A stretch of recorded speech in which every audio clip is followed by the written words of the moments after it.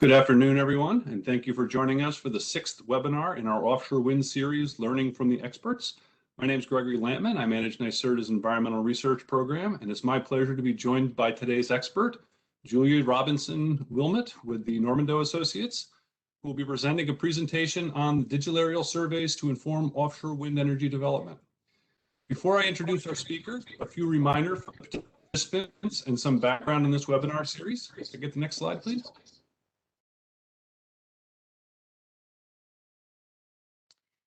First, if you're experiencing any technical difficulties, please make note. You can contact Sal Graven at the email at the bottom of the slide.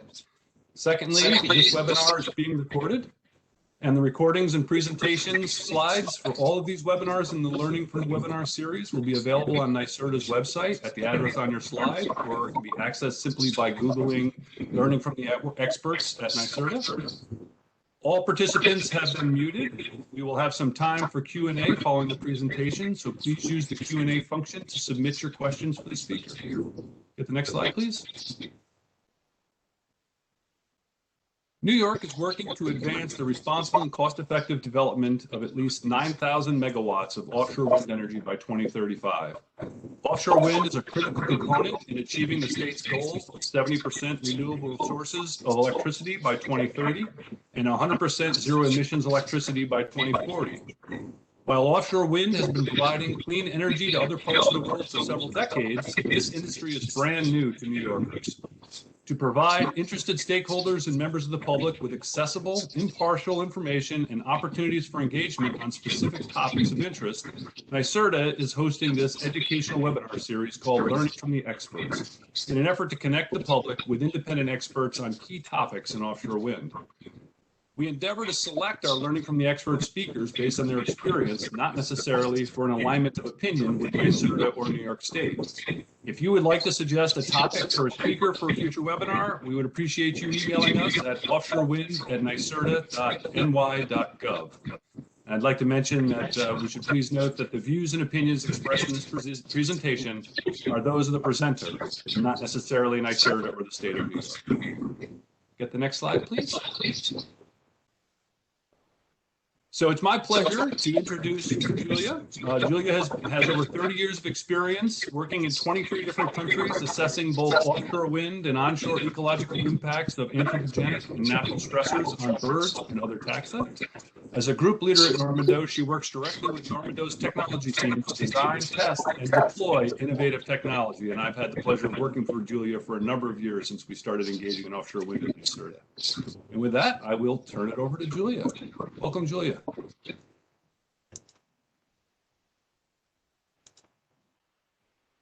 Thank you. Can you see my screen okay? Looking good. Oh, great. Thank you. It's such an honor to be part of this series, and I really do appreciate you inviting me to speak. Thank you very much. To enable everybody to pace themselves, I'm first going to talk about the history of the use of aerial digital photography for surveying animal abundance in offshore waters. And I'll summarize the experience using this technology of our company, Normandeau Associates, and our collaborators. And then we'll talk about different study designs and what they achieve, the kinds of data that can be gathered from aerial digital surveys, and wrap up with a discussion of what these surveys can and can't provide when we're thinking about animal activity offshore and the potential interactions with offshore wind developments. And finally, we'll discuss some of the ways, either available or in concept, for filling the gaps in our knowledge that can be achieved, that can't be achieved using aerial digital photography. So a bit of history. The first ever offshore wind farm was commissioned in 1991 in Denmark, and subsequently in the late 90s, there was rapidly growing interest in Sweden and Netherlands and the UK to develop offshore wind. And having strong wildlife conservation laws, the national and European permitting demands, and those demands are multi-year baseline surveys to verify animal activity in areas of interest. And these studies are used by regulators to determine short-term and long-term impacts of developments on wildlife. So initially, these were done using traditional visual surveys, using experienced observers from boats and planes who recorded their observations But how in 2007 we saw the first attempts at using digital photography from aeroplanes as a way of recording animals in offshore waters. Recording animals using aerial photography had a number of advantages. Firstly, it allowed safer and more rapid coverage over large areas. Developing the technology to the point where planes could fly higher enabled the same survey design both pre and post construction, as aircraft were able to fly above the rotor swept zone to collect data. And this additional flight height also adds to the safety element by providing additional glide time. So essentially being higher allows time for accomplishing a safer emergency landing. Secondly, there was already some information that traditional visual survey platforms, such as boats and low-flying planes, could themselves affect aspects of the data collected, such as, for example, when animals are attracted to the platform or repelled by the platform. Also, individual observers might differ in their abilities to identify species or estimate distances from the vessel and flight height. And knowing these issues, there was uncertainty around how well aerial digital performed in comparison to visual surveys, whether there were significant differences in density estimates or ID success, etc. And to answer some of these questions, BOEM asked Normandeau to test the outputs of aerial digital in comparison with visual surveys. And there's a link to the study there if you want to look at methodologies in more detail. Aerial digital images are collected either as stills or as video. In the BOEM study, we trialed video, so that's overlapping images, usually providing about 3 images for any animal found, depending on where they were in the first frame of the detection. And we also conducted visual surveys from boats and planes to compare with aerial digital surveys. So a well-known problem with visual surveys is that it becomes more difficult to see animals the further away they are from the observer. And we indeed observed this in our study, and we're able to show that although there are ways of compensating for some of these problems, there's still important uncertainty in the resulting data. In contrast with the digital data, there's no need to use distance sampling. Statistical method, that's a statistical method to correct for the effect of distance on detectability, as we consider detection sort of equal in any part of the image, and that makes the whole density estimates thing a whole lot easier to calculate. And we also observed inconsistencies between observers in estimates of flight height and direction of travel in the visual data. So looking at density, we found that density estimates were similar between platforms, with the exception of for turtles, where we found that aerial digital surveys found 10 times more turtles than boat-based surveys and 4 times more than aircraft visual surveys. I'm thinking about the reasons for this. For boats, it's most likely visibility from boats, having that lower view and animals being very flat in the water, so you can't see them very easily through the water column from a boat, especially from any distance. And then we can also assume disturbance from both the boat and the low-flying visual aircraft. We saw evidence for that in disturbance in the data, with many of the observers recording turtles as diving. For other species, there was no significant differences in density estimates, with the exception of dolphins, which were recorded mainly from the boat, riding the bow wave or following the boat, as you normally see. So the density comparisons couldn't be conducted on mammals since there were so very few observations from the aerial methods. And that's a classic example of attraction, right? Which, we also see in gulls and a few other species with behavior changing in response to the survey platform. As far as identification success went, there were no significant differences. We saw a reluctance by the visual observers to then commit to a species identification in Imagery because there would be review and QC. So there was no traceability in IDs, no snap decisions that could never be validated. So as a company, we thought that was one of the main reasons that we thought we should have aerial digital surveys, that they were of enormous value. Everything associated with these data could be revisited, and there was complete traceability. As a company, we didn't really want to enter the never-ending megapixel wars of the camera world. We also wanted to have imagery that was easily shared with stakeholders and easily evaluated with some certainty as to what likely errors were associated with the data. And our experience for our project had been with video, and it had required a special software to review the imagery. And also the video overlapping imagery made some of the enumerations of large aggregations just more difficult. So we selected the still imagery of British company APEM and have been teamed with them ever since that time. Managing still imagery is very straightforward, and I'll discuss that in a moment. And it's more easily enumerated with one image representing one sample.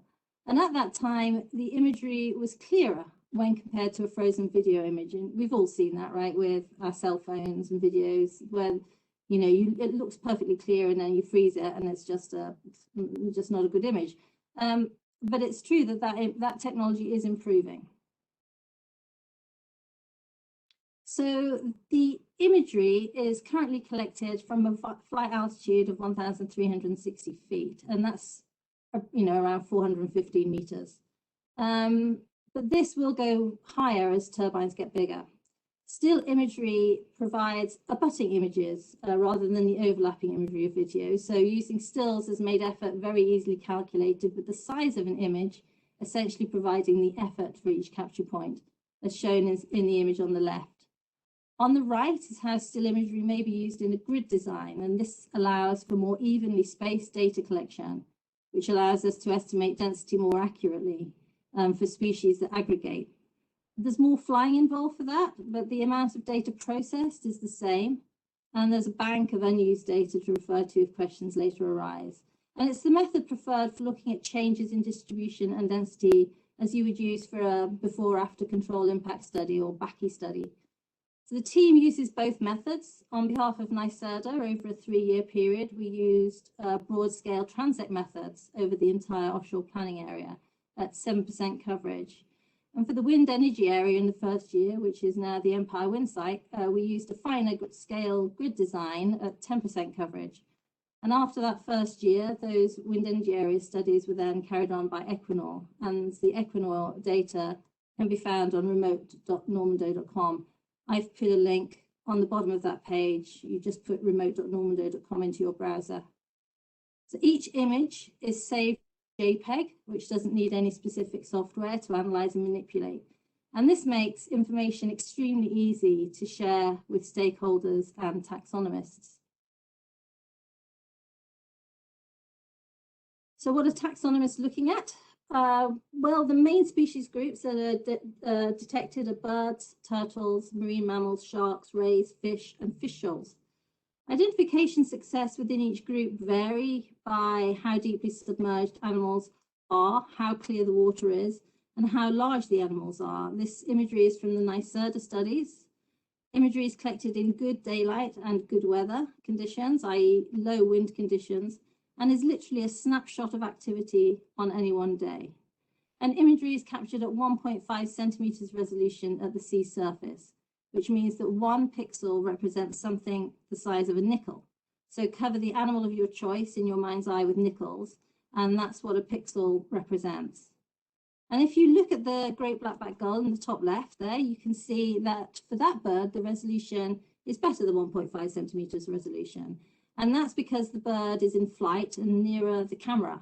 And using this information is how flight heights are calculated in digital still photography by APEM. Essentially, using the mean wing length and body size for each identified species, knowing the height at which the image was collected, and the size of a pixel at the sea surface allows for an altitude to be calculated. You know what the pixel width of a bird at the sea surface should be, so you can calculate how much nearer it is to the camera by its actual pixel width in the image. And this gives you the flight height with approximate error. Of course, the error associated with the calculation can be roughly estimated, but it isn't a perfect calculation. So the known error to the X, Y, and Z locations of the flights are known to be around 2.5 meters on the X and Y, and about 5 meters on the Z for these data collection efforts. And then there's a variety, the variability of individual bird sizes that has to be taken into consideration. The other information we can gather is the direction of travel and a more accurate size of individuals at or near the sea surface, regardless of species. So where the difference in pixel size is less scope for change, representing only that gap between the sort of sea surface and the visible depth in the water column. And although that's unknown, it's with any certainty, it's still going to be, you know, little more than a few meters. So all information is kept in a central database managed through remote. Remote allows us to collaborate across the globe. APEM are based out of UK. My Normandeau office is based in Florida. And we have staff across 10 other Normandeau offices, mostly along the East Coast, that contribute their specialized knowledge of particular species or groups. And we have other collaborators and specialists in their fields scattered across the country. So we refer to animals in imagery as targets. In the NYSERDA surveys, we've collected nearly 4 million images. And these are run through a target extraction software, flagging images that contain potential targets. And then there's a manual review of that stage, and then a 10% review of images that are deemed blank. They also go through a quality control. And to identify animals and QC identifications, images are cropped around the animal, and that image is shared through remote. And this allows for the location, the time, the date, the direction of travel, the clarity of the image, depth in the water column, any measurements taken during flight heights, measurements taken including flight heights and additional measurements such as the carapace length of a turtle, to be kept together in a central database along with the identity of the collaborators that have contributed any of that information. And analysts access the site and select identifications and certainty in those identifications. And that identification, in the case of all turtles, goes to a second taxonomist for review. So there's 100% of endangered species get identification QC. And then all other animals get a 20% QC review. And the interface also has measurement tools for measuring a length, as in the case of individual animals, or for measuring surface area in the case of fish shoals.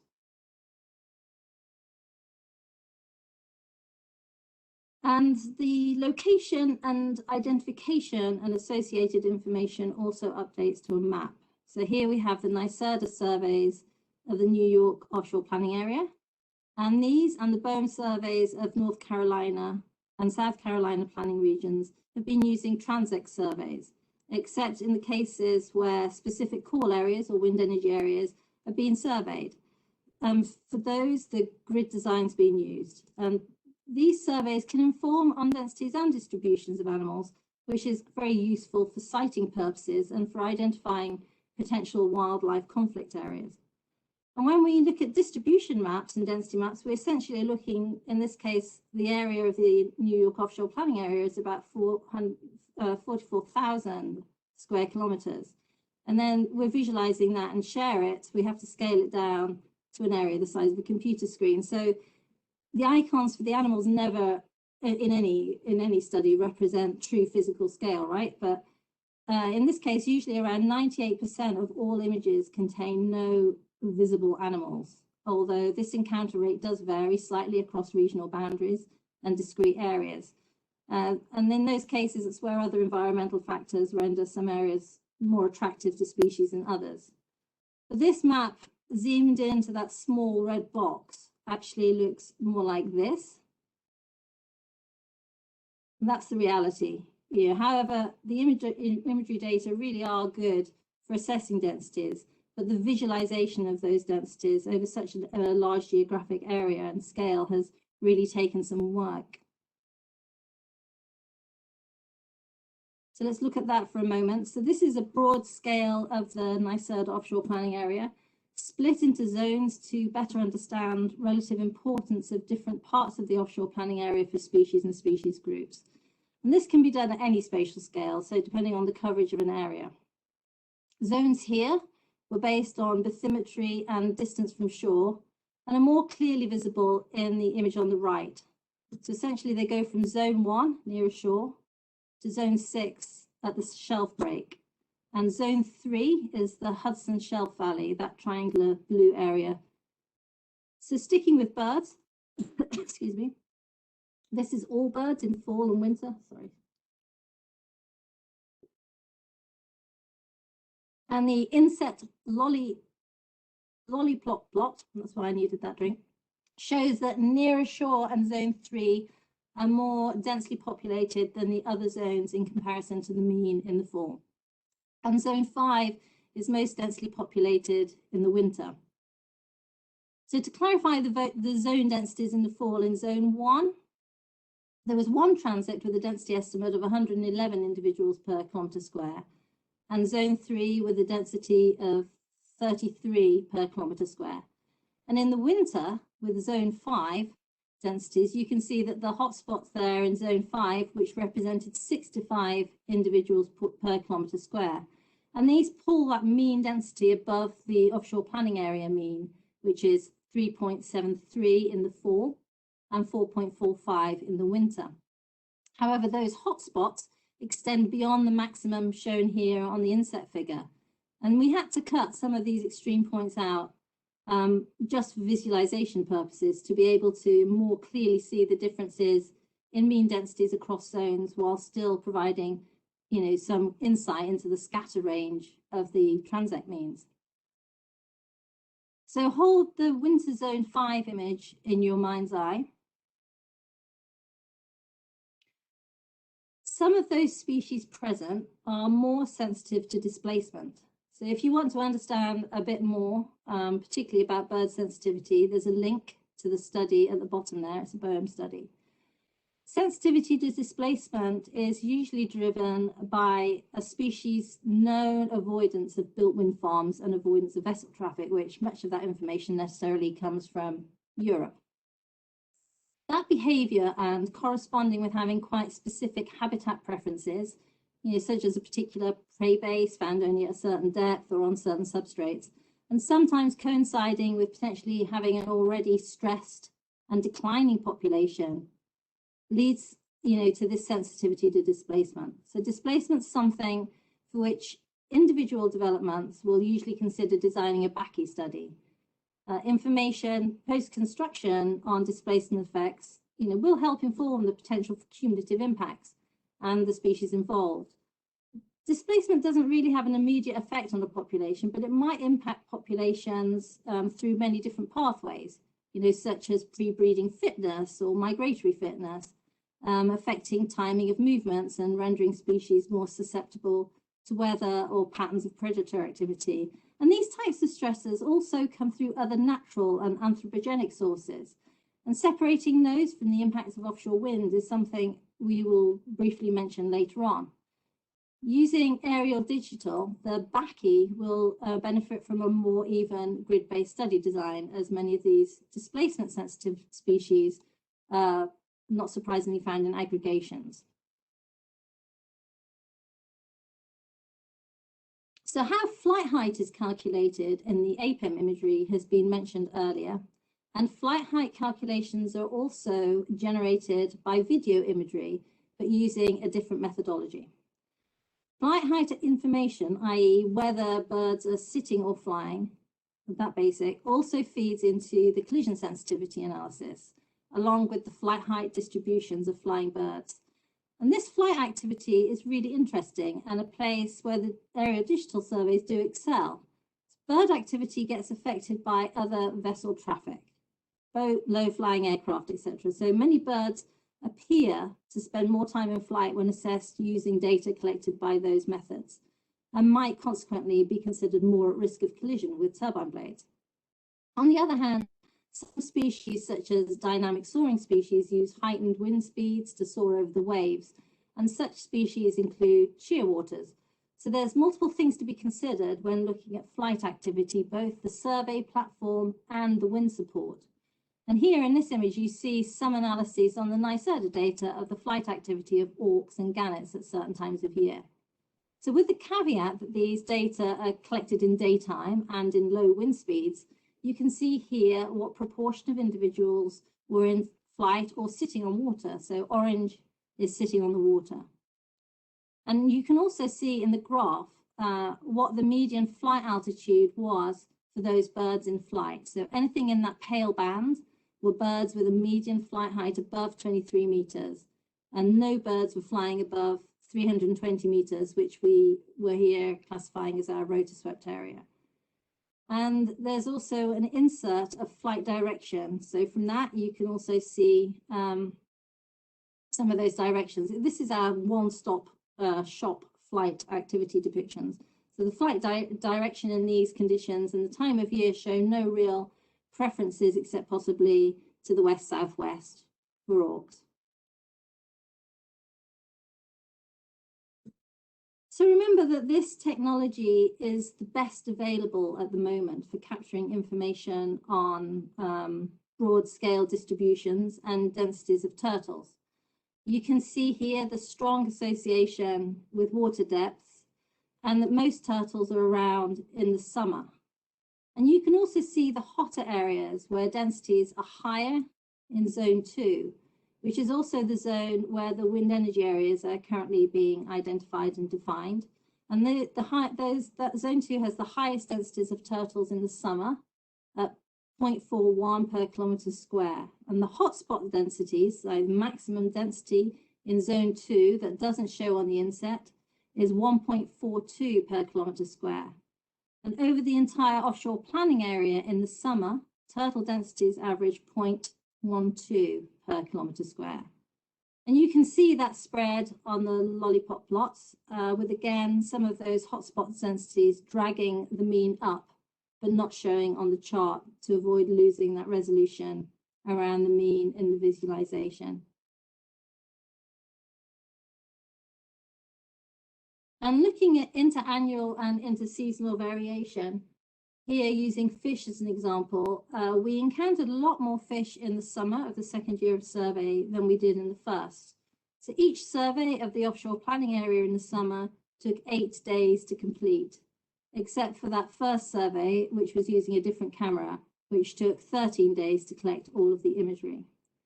And we can also start to consider surface abundance observations alongside other covariates, such as ocean depth. So in the plots on the right in the spring, we can see that our observations of tuna in the spring were in deeper water than in the summer. And that was also the case for sunfish. Again, this is just when they were encountered. In other words, when they were shallow enough to be visible in the water column. So a myriad of environmental factors are likely at play here. And as with any observations, that leads to more questions and more research. So rare species are less likely to be represented in these quick snapshots in time. And then for subsurface animals, you have the confounding factor of dive times and encounterability, depending on depth in the water column, as you have for fish. So encounter rates for rare species such as North Atlantic right whale, sei whales, blue whales, and other endangered whales are going to be low. Sticking with the NYSERDA dataset, this map shows locations of endangered whales. We encountered fin, sperm, sei whales in zone 1, as well as in other zones, and North Atlantic right whale in zones 4, 5, and 6. And these provide an indication of seasonal patterns or distributions, but can't account for subsurface activity. And for offshore wind, information is needed in real time during construction phases about species presence in the area and the exclusion zone in order to avoid any unnecessary harassment of animals. So this technology can't actually work for that purpose, because it usually takes us a few months before all the digital data are completely analysed. And that segues into what the surveys provide or don't provide when we're discussing offshore wind developments. Aerial digital surveys provide a quick snapshot in time with reduced potential for double counting. For example, if you're on a boat counting birds, you're more likely to count the same bird in 2 different places because the boat moves quite slowly. Whereas that's much less of a problem with a plane. And the data are unbiased by the platform or observer effects that we described earlier. It's the best way to collect density information on turtles. And regular surveys are so exact with the same collection and analyses methodologies that provide really good insight into naturally occurring interannual and interseasonal variation. and data are easily shared and can be revisited. For example, there's been a recent collaboration with NOAA, where during a review of the NYSERDA data, it was noted that they contain the most northerly observations of giant manta ray. And so the imagery was revisited, verifying identifications. And that information is feeding a review of giant manta ray distributions. So being able to use the same survey design for post-construction monitoring is also very valuable as far as having comparable data. So this monitoring could really help identify species impacted and allow for targeted conservation, mitigation, and compensatory efforts.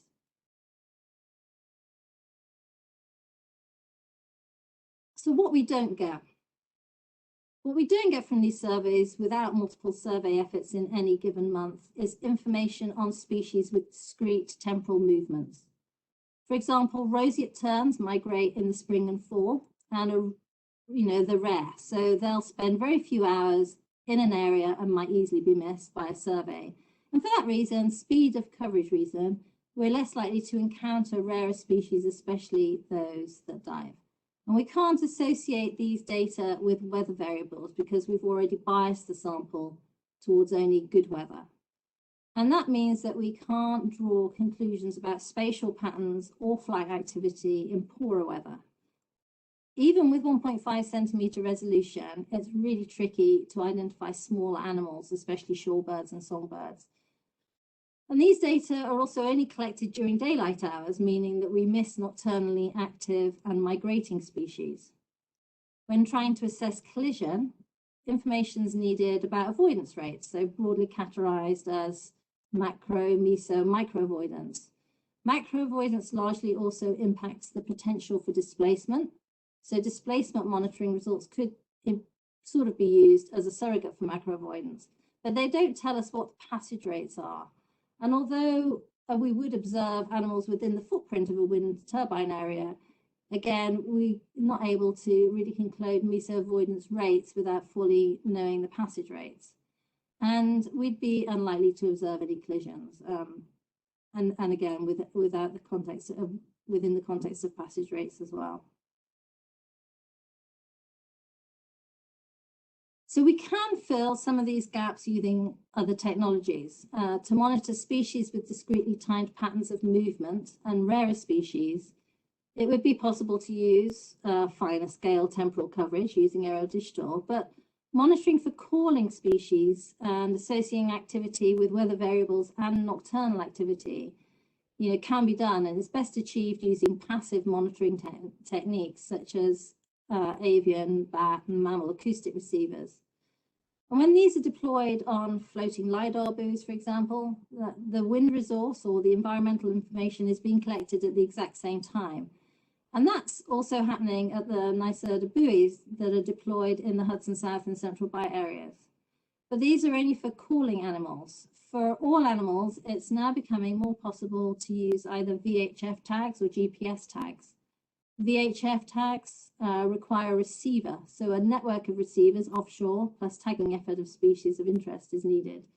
Pan Loring is developing protocols for getting a network in place, and there's also VHF receivers and VEMCO fish tag receivers deployed on those NYSERDA buoys already mentioned. So obviously the satellite tags would be best, but at the moment, except for tags suitable for larger species such as turtles, sharks, large mammals, and large birds, the lifespan of the smaller tags is short. I mean, the tags provide great information on specific individuals, and for larger species where the tags have a longer lifespan, it's possible to have fine temporal resolution and observe how the presence of turbines may affect behavior. But it needs repeated tagging effort, and so last year we saw that sometimes that was difficult, right, because of the COVID situation and people not being able to get out in the field. So currently deployed on the CVOW Dominion demonstration project is a system combining acoustics, stereothermographic and ambient light cameras and VHF receivers. And it's the kind of system that can provide insight into flight activity within the rotoswept zone and observe micro-avoidance and collision. And I'll show you an example or two of some of the information in a moment. But what we need, and what is currently really difficult to get, is a technology for monitoring general bird passage rates and observe macro and meso avoidance. This requires a combination of broad reach radar and a system similar to ATOM. So Normandeau, with teaming partners Ocean Tech and EOM Offshore, are currently trying to develop such a technology, but it's hard work. But when it's combined with ATOM, we'll really be able to answer a lot of the questions that we're currently asking. So the ATOM system has only recently been deployed at the CVOW project, and we haven't as yet reviewed a lot of data. It's only been out a month or so. However, we ran some of the thermographic video through a modified version of thermal tracker software, which is an open source software for thermal cameras, which was developed through DOE funding. And we found this plane in the colourful thermographic rendering, which appears to be flying at about 36,000 feet at a speed of about 450 miles per hour, although we need to confirm error margins on these data. We have a very good accuracy out to beyond the top of the rotor swept zone, but far beyond that, in a situation like this, we don't yet know what the accuracy is likely to be. I have these images as videos, but they don't work through this interface, so you just have to imagine seeing these blades spinning, and I have to say I love watching them. On the left is the view with the ambient light camera. So this is a great technology, but albeit with a very limited field of view, right? You can only see the rotor swept zone.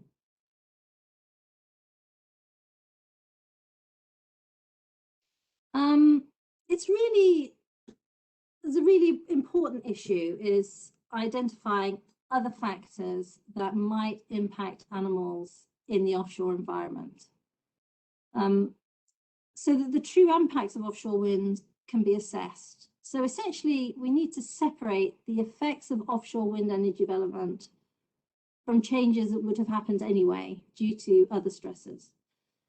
A second issue is that animal distribution and abundance may change in the future, and being able to predict those changes is obviously really important in terms of estimating the likely long-term impact of a development. For example, NOAA have identified shifts north in populations of marine birds and other animals over time, in data collected in the 70s through until the present day. The global populations of a number of species are also known to be declining. So individual sites will see changes in abundance in some groups, even without any development, so before there's any offshore wind developed. So right now, BOEM has a project with NOAA, recognizing that within a 30-year lease lifespan, offshore bird distributions may shift due to regional changes in oceanographic conditions. And these shifts could make certain species more vulnerable to energy-related activities. And NOAA is developing time series prediction models illustrating shifts in marine bird distributions over the next 30 years, and their report is due in July 2022. Monitoring long-term changes in populations, validating models, and working within long-term monitoring plots outside of the influence of wind turbine generators, so essentially control sites, undertaken alongside long-term monitoring surveys within similar-sized areas with turbines, could really provide some insight into the relationships between these different impacts, whether positive or negative.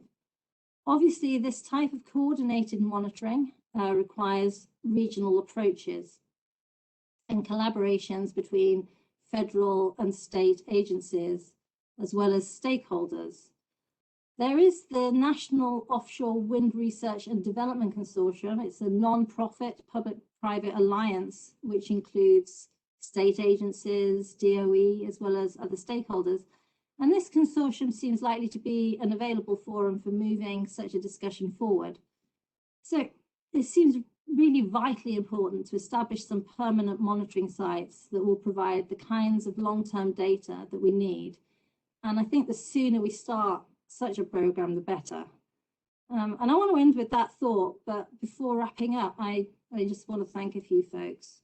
I'd really like to thank our teaming partners, APEM, Ocean Tech and EOM Offshore, alongside Normandeau's wonderful tech team, all of whom make things possible or provide very good reasons why things aren't possible. And of course, NYSERDA, BOEM and others who have made it possible to use and therefore to talk about some of the technology that's available. And thanks to you all as well for your time and for listening to me today. So Greg, I'll turn it back to you. Thank you, Julia, and thank you. That was a wonderful presentation, not just on the digital aerial survey work that you've been involved in, but how that data can be used, the implications that it suggests, and also a lot of other work that's going on in the space. We've been on that last piece. We've been thinking a lot about monitoring data and the need for monitoring data in the New York Bight, and actually have been including that in our contract requirements now. So trying to make sure that we're collecting the data we need in order to understand the implications as projects advance is really important. And not just developers' data on an individual site, but really that space between projects to understand not just the effects of offshore wind, but the test tube is complicated out there. There are a lot of things driving change, and trying to get our arms around what's due to climate change and what's due to other sorts of implications are important things to contend with here as we advance offshore wind in a responsible way. So we have a few questions, but I'll remind everyone who's on this call, if you are interested in asking a question, please use the Q&A function and submit them.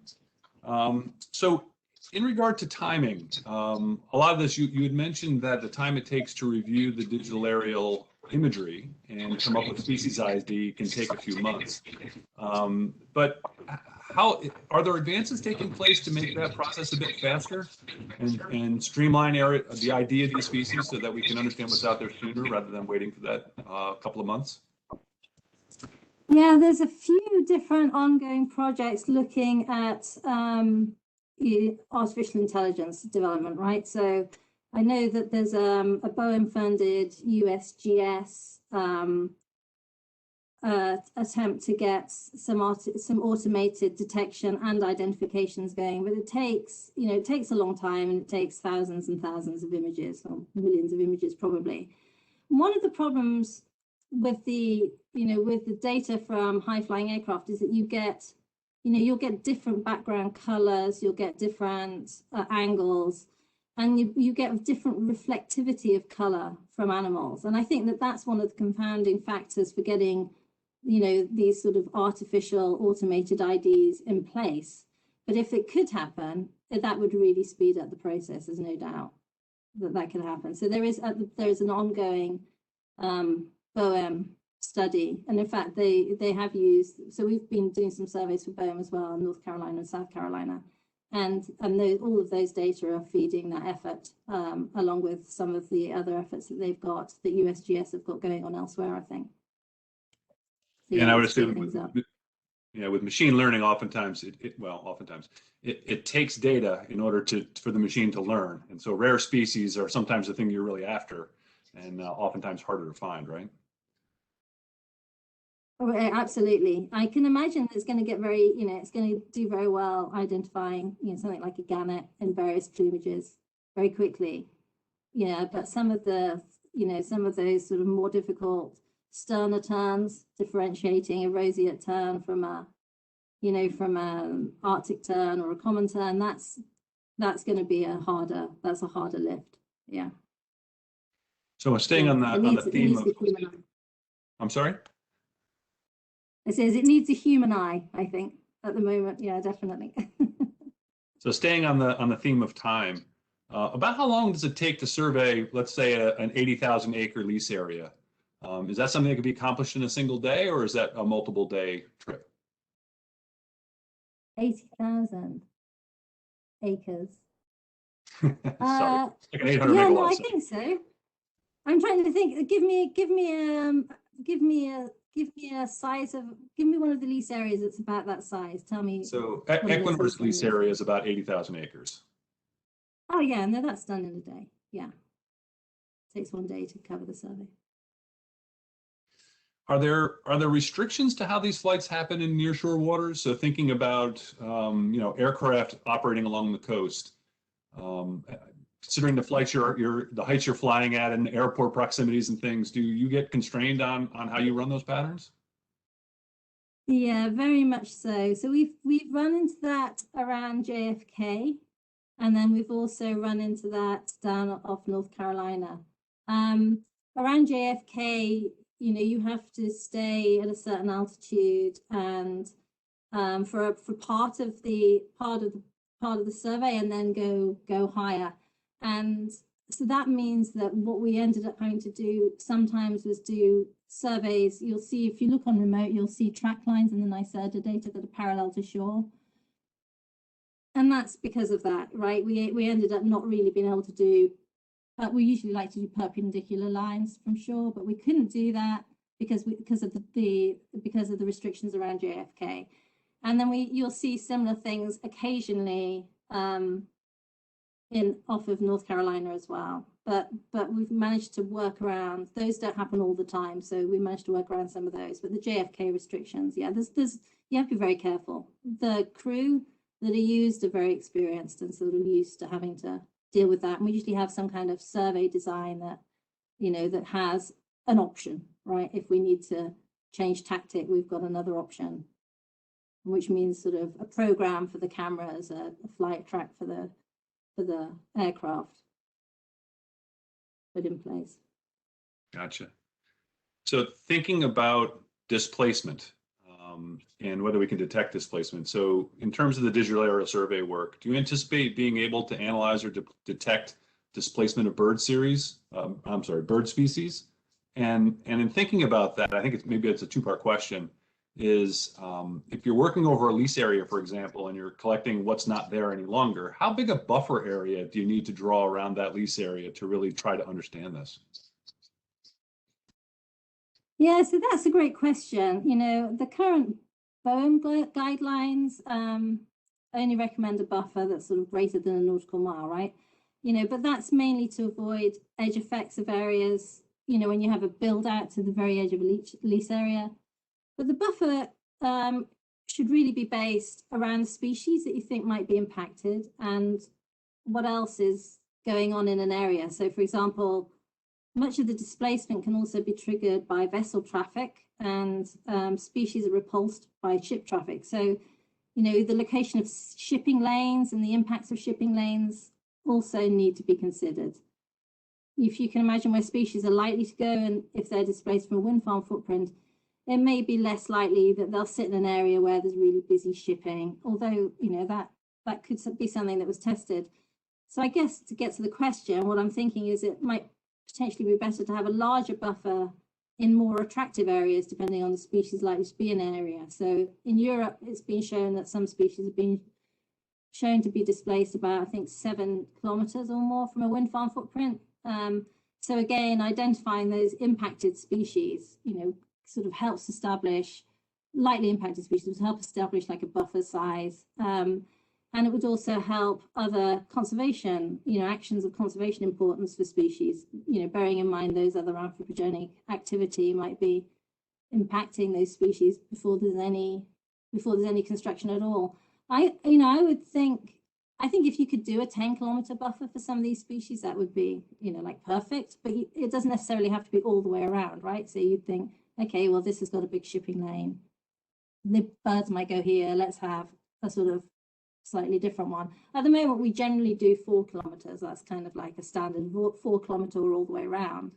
You know, but obviously now as there's more developments and we're thinking more about these shipping lanes and these boating lanes, that sort of changes slightly what birds are likely to be doing. But yes, with a targeted grid survey, you know, a lot of these are collecting like 40% of the project area, right? So they'll do a survey where we collect imagery over 40% of the area, and then we analyze 10%.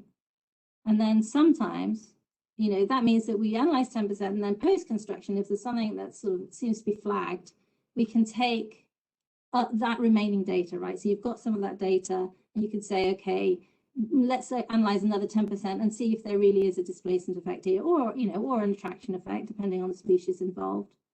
So yeah, I think that's what these surveys are really good for, frankly. I think monitoring for displacement is it's best done by this survey method, particularly for birds.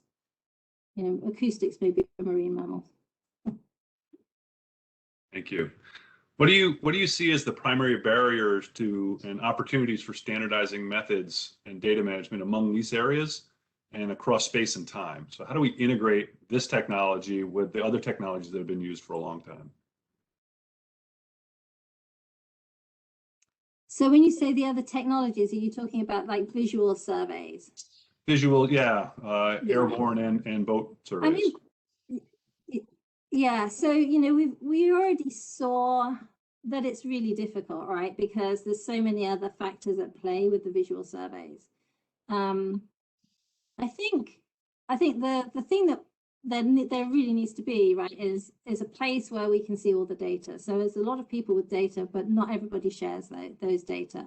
So some of the boat-based information, we don't always have access to some of those data that other projects have used, you know, either to validate historic data or as part of their baseline. So I think making sure that data gets shared and then working out what error margins might be around some of those visual data and, you know, and around the area digital data. But, you know, with the flight heights and things like that, it's difficult to compare. You can make assessments, but essentially for the information that needs to get used, I mean, the baseline information across all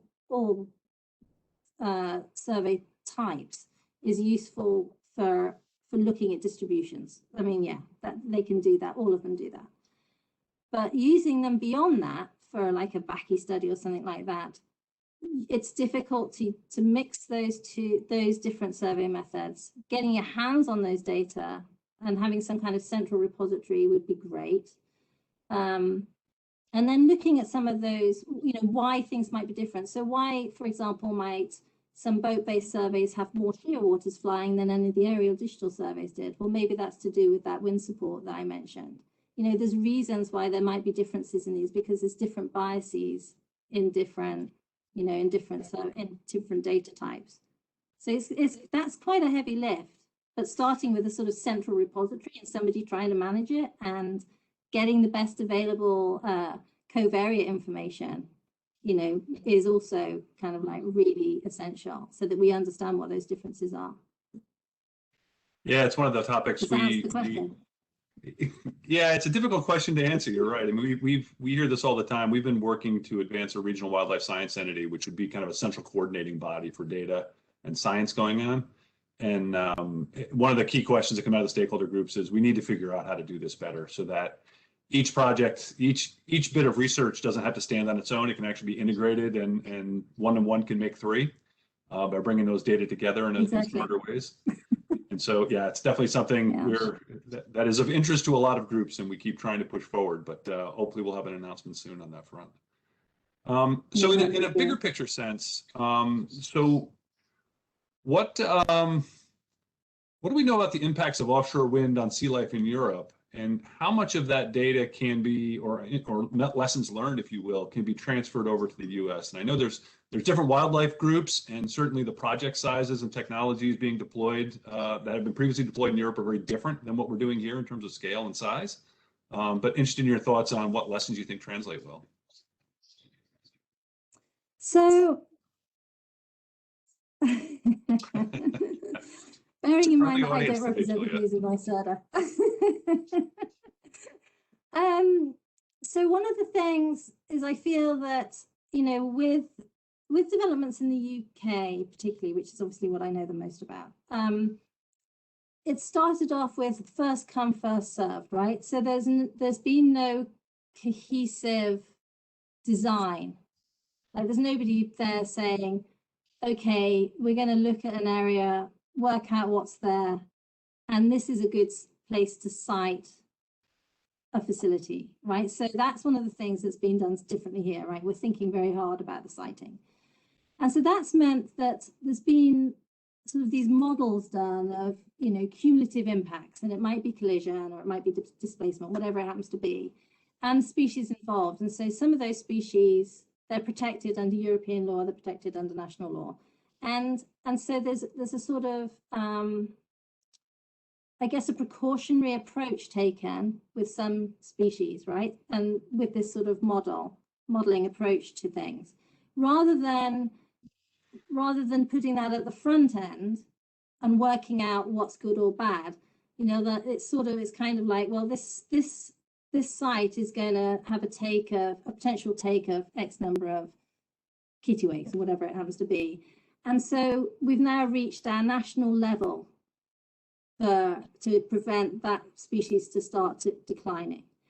And then because it's modeled approach, so that means that a better sited site might not be able to move forward straight away. You know, these things sort of change and they fluctuate. And if you listen to Angus in the State of the Science, it was interesting because what he was saying was with the collision risk models, you know, that they didn't have very good avoidance rates, and theoretically they'd only got half the birds that they thought they got, or it wasn't half the birds, that's an exaggeration, but you know, so all they did was they tweaked the avoidance rate in the model, and all of a sudden it was okay for a project to go ahead, because all of a sudden that cumulative impact approach of take changed.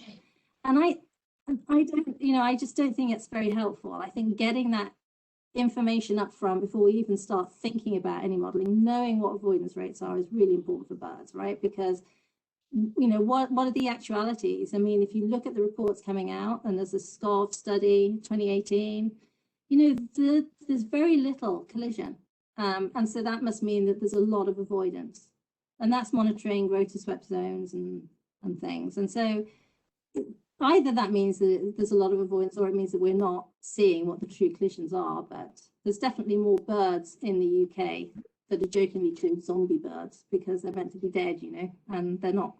And that's because they've been modelled out of existence, and now they've been modelled back in again by changing this avoidance rate. So that's my pet peeve. I'm afraid you got it. Yeah, I really have a tough time with these models. Yeah, and it's also the challenge of the fact that what we're deploying is a renewable technology that is going to push back on climate change. And a lot of that is putting pressure on wildlife. And so we find ourselves with regulators and environmental organizations and many others in this kind of position of soul searching. How do you consider these direct impacts to certain species while considering the indirect benefits to all? And it's a tough spot to be in when you've been spent your career protecting for some particular species, and all of a sudden you find yourself trying to decide, you know, what should we do in this situation? Quite, and that's why, you know, some of those, you know, some of the actual monitoring now that, you know, that we're trying to get in place, right? Not me, not, you know, but everybody in the offshore wind industry, you know, looking at sort of what's going on with marine mammals, what's going on with birds post-construction. All of those things will really help assess. You know, we know what's going on now, right? We know that red knots don't always manage to get food going north because the sea temperature's too cold and the horseshoe crabs haven't spawned, and, you know, and then they might get to their breeding sites and be unfit to breed very effectively, or there's all sorts of things. And those are the things that, yeah, there's nothing we can, there's nothing that offshore wind is going to add to that, you know, or very little for that type of impact. I mean, we need to be doing something about that. You know, that's huge. That affects the whole population of everything. So yeah, it's a tough line. The precautionary models was my pet peeve. Exactly. All right. Well, I want to thank you for your time today, Julia. This was a wonderful presentation and super insightful. I learned a bunch in this process, and I know we've been working together for a long time, but I appreciate it very much. So thank you for your time, and thank you everyone else in the webinar for joining us for this Learning from the Experts webinar. A reminder that the webinar recording and the presentation slides will be available at by Googling NYSERDA Offshore Wind Webinar Learning from the Experts series. Our next webinar in the series is going to be on June 23rd. We're going to be talking with Gordon Perkins and Kiva Van Geest with Environmental Design and Research, who will be presenting on the environmental factors that affect visibility of wind farms from shore and methods for modeling visual impacts. That should be super interesting because visual effects is something on everyone's mind. I would encourage you to register for this and future webinars by going to our events page at wind.ny.gov. If you have requests for future topics, again, we'd love to hear from you and hear what topics you'd like to learn more about. So please feel free to email us at offshorewind@nyserda.ny.gov. And with that, thank you all and have a lovely afternoon. Thank you, Julia.